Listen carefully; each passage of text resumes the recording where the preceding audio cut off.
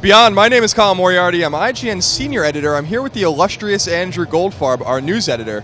And we're here today to talk to you a little bit about a PlayStation 4 launch exclusive. It's called Killzone Shadowfall.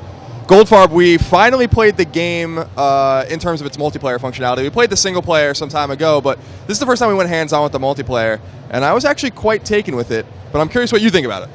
I liked it a lot. It's one of the things I think is cool about it is you have these things called war zones that you can create. It's almost like a Little Big Planet, or actually I think the UGC in Infamous 2 is kind of a good example. You create like these custom rule sets, and then you can have like different game modes, different weapons available, different upgrades for your soldiers and stuff. And I thought it played really well. It uses kind of the almost Call of Duty style like class perk system. So you have the Scout, the Assault, and the Support classes. And I mostly played as Assault. I tried Support at the end and didn't do super well, trying to revive people and stuff.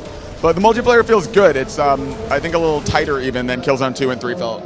Yeah, I agree. Killzone 2 and 3 were very technically fine shooters, but they lacked a certain aesthetic quality in terms of being, vivid and kind of the landscapes being diverse. And even in multiplayer, I felt like the environments were just different and they were diverse. We played in one dark, almost like prison with like rain, and it looked really good. And then like a more diverse, almost like a mall or something, with like trees and just like a lot of greens and oranges and blues you don't often see in Killzone, which I thought looked really nice. And of course we saw that in the single player too. I think that's obviously something that Guerrilla Games, the developer, is intentionally trying to do. But how do you think the game felt in terms of its heaviness, in terms of the sponginess of the characters and stuff like that? Because I felt like the game played a little bit better, and the enemies weren't quite as spongy as I remember Killzone being. Yeah, I completely agree with that. It felt, it felt a lot better, and honestly, the biggest reason of that, the mechanics have been fine-tuned and everything, but the biggest reason was the controller for me. I think the DualShock 4 finally feels right. It feels, the sticks are tighter, the triggers are obviously, way better, and it definitely felt,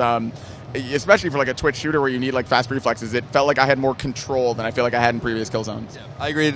Sony is trying to really show off DualShock 4 with a lot of these games. Infamous Second Son, which we will talk about on another video, of course, also is showing off the DualShock 4. But I think Killzone, Shadowfall in particular, since the controller seems to be made so nicely for shooters, which was a huge complaint people had with DualShock 3, I think that this is the game that shows it off. So we know that PlayStation 4 comes out November 15th in North America, November 29th in Europe, and a lot of other places. Killzone will launch with the PS4, so you can buy it at that point. I assume it's going to be the biggest game available at launch.